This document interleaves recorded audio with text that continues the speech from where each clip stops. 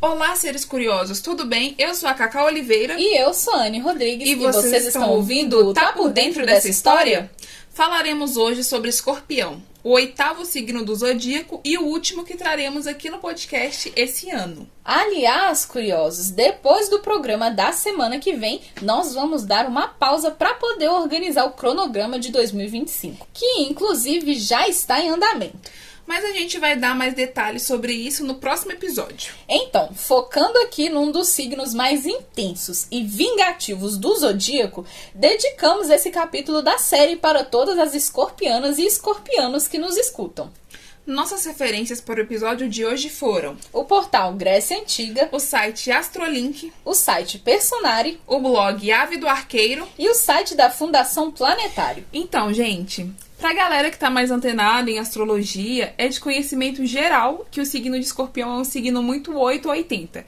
É o famoso tudo ou nada do zodíaco. Ele é muito intenso e se joga de cabeça nas paixões, nos amores, mas também na vingança e no ódio. Quando o escorpiano pega ranço, é pra valer.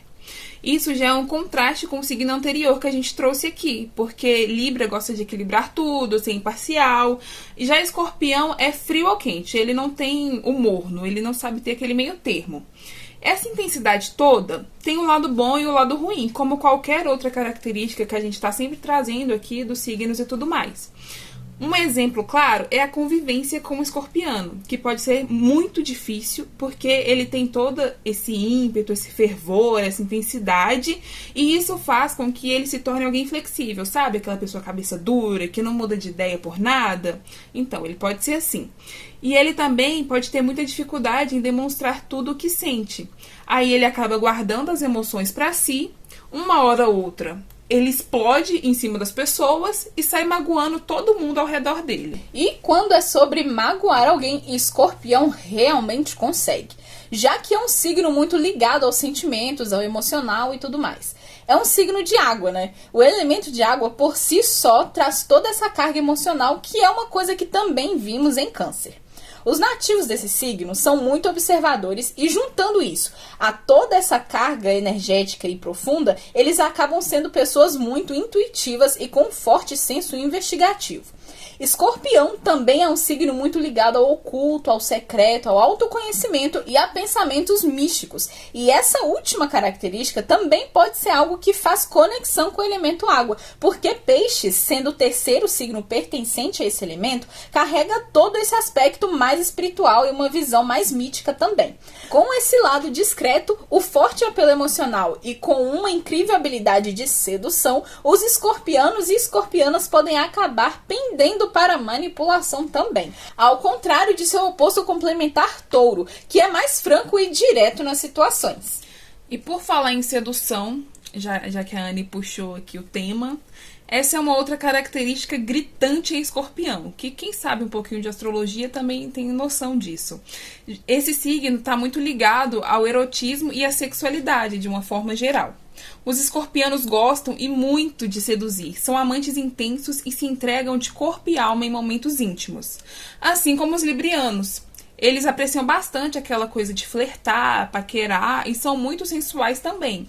É aquele famoso olhar 43 que fala, que ele manda assim pra pessoa, a pessoa já fica, as pernas tremem, aquele negócio assim, sabe?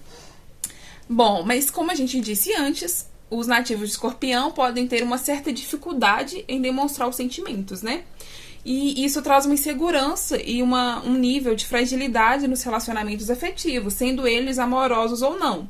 Isso também faz com que eles não lidem bem com a independência dos seus parceiros. Eles gostam que precisem deles. Me lembra um pouco o Virgem nesse aspecto. Só que uma diferença é que o Virgem ele gosta de se sentir necessário, mas ele não impõe para os outros. O Escorpiano não. O Escorpiano você tem que precisar de mim. Ele prende a pessoa ali e a pessoa tem que precisar dela. Eles são muito autossuficientes, só que eles não gostam que as outras pessoas sejam. Porém, quando eles reconhecem a força da outra pessoa, isso fortalece o relacionamento. É aquela coisa, né, de ser intenso para um lado ou para o outro. Num ponto, eles não querem que a pessoa seja independente, mas quando reconhecem a independência, eles amam, porque eles também são pessoas muito resilientes e aí eles se identificam muito e isso fortalece as relações, seja de amizade, de amor, de fraternidade, de qualquer tipo. Bom, a insegurança somada à intensidade pode fazer com que os escorpianos sejam extremamente ciumentos e possessivos, o que é um ponto negativo em suas relações, assim como o medo da rejeição, que é mais um obstáculo no que diz respeito a revelar seus verdadeiros sentimentos. Resumindo de uma forma mais geral, os escorpianos eles tendem a ser determinados, misteriosos, obstinados, rancorosos, vingativos, sedutores e, como vimos, muito intensos. Com esses aspectos que vimos, dá para chegar à conclusão de que os escorpianos tendem a ser pessoas mais desconfiadas e têm dificuldade em se entregar, mas quando fazem são muito leais e vivem ao extremo seus relacionamentos, seja com amigos, como profissionais, como amantes, enfim. É 8 ou 80. Bom, de uma forma mais sintética, Escorpião está ligado à transformação e ao desejo. É regido por Marte e possui energia fixa.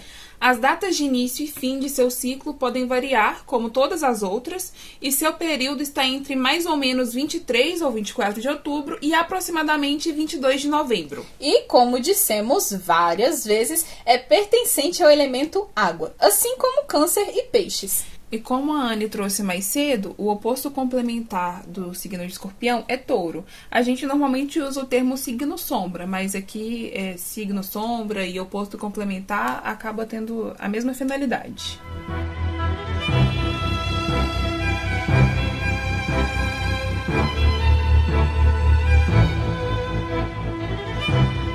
Falando agora sobre o mito grego, a história por trás da constelação de Escorpião, assim como a de Câncer, é bem curtinha, mas em compensação tem várias versões da história, só que no final todas elas terminam da mesma forma. Um escorpião mata Órion.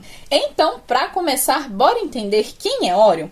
Ele era um gigante, filho de Poseidon, deus dos mares, e prestava serviços para Ártemis, a deusa da caça, que também é muito apresentada como a deusa da lua. Ártemis é irmã gêmea de Apolo, e por muitas vezes também é vista como a versão feminina do deus. Falando em Ártemis, gente, eu quero fazer um comentário aqui, que a Anne fala Ártemis e eu falo Ártemis, mas é a mesma deusa, tá? Porque a mitologia grega tem essa questão de pronúncia, igual Poseidon, tem gente que fala Poseidon, Dionísio vira Diônesis, mas assim, Ártemis e Ártemis é o mesmo deus, é o mesmo deus. Mas voltando aqui pro mito de Escorpião, a mitologia conta que, por ser filho de Poseidon, o gigante Órion podia caminhar sobre as ondas. E ele também teve muitos filhos, e a maioria desses filhos ele teve com ninfas. E as crianças eram sempre muito fortes, e sobre a quantidade de filhos, algumas fontes apontam que foram cerca de 50 filhos, mais ou menos. Ele teve muitos filhos mesmo. Órion trabalhava junto com Ártemis e era considerado um caçador muito habilidoso. Só que também ele era egocêntrico e passou a falar que seria capaz de caçar qualquer animal. A deusa Ártemis não gostou nem um pouco disso, porque apesar de ela ser caçadora, ela também é uma protetora dos animais e ela ficou furiosa com o que Órion estava espalhando. Então, tendo todo aquele temperamento divino que a gente já conhece e tudo mais, a deusa Ártemis mandou um escorpião matar o gigante. E depois de feito o trabalho, ela elevou o escorpião aos céus, transformando o animal numa constelação. Numa outra versão, quem manda o escorpião para o matar é Gaia e não Ártemis. E é ela que também leva tanto o escorpião quanto o Órion para o céu noturno em forma de constelações. Na terceira narrativa sobre o duelo, é Zeus quem decide homenagear o animal, após ele picar o gigante, e transforma ambos em constelações para que continuem sua batalha nos céus. Inclusive, a constelação de Órion não pode ser vista quando a de Escorpião está no céu, ou vice-versa. Em outra interpretação da história, a causa da morte de Órion é o fato dele ter tentado violentar Ártemis. Então a deusa, ao se defender, o acertou com uma flecha ou mandou o escorpião para atacar ele. No geral, o escorpião matou Órion, os dois viraram constelação e tudo mais. Enfim, a lição por trás desse mito é retratar o orgulho e a vingança, que são atributos muito ligados aos signos de Escorpião. Além também de apresentar a importância de se manter humilde. Bom, galera, esse foi o mito por trás da constelação de um dos signos mais vilanizados do zodíaco. Esperamos que tenham gostado. Então se inscrevam no canal, nos sigam no Spotify e no Instagram. Podem mandar mensagem pra gente também, lembrando que o e-mail e o @ do Instagram estão aqui na descrição. Ficamos por aqui, mas antes temos um conselho. Se tiverem um escorpiano ou escorpiana próximo a vocês, como amigo ou amante, valorizem muito. Agora, se tiver um nativo desse como inimigo, lamentamos por vocês. Dito isso, Um abraço enorme e até o próximo episódio. Esse episódio foi gravado por Carolina Oliveira e Flaviane Rodrigues. Roteirizado por Carolina Oliveira. Editado por Flaviane Rodrigues. E as artes do episódio foram feitas por Carolina Oliveira e Flaviane Rodrigues.